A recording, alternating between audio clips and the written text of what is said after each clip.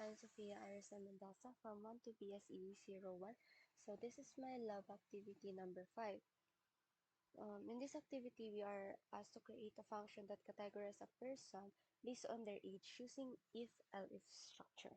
So meron tayong function name, classify age, and nahahati yun sa 4 groups. Child, teen, adult, and senior. So kapag invalid age, or like negative, to-type siya, ay mag-reprint siya ng invalid age. So, let's try negative muna. You are a child.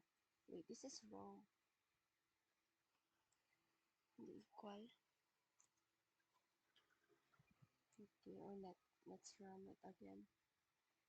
-7. Ayun, invalid age.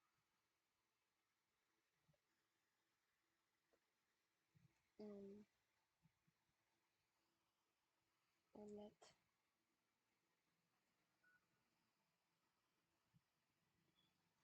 Let's type 7.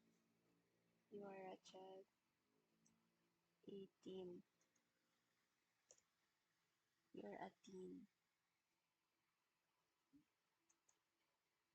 91. You are a senior.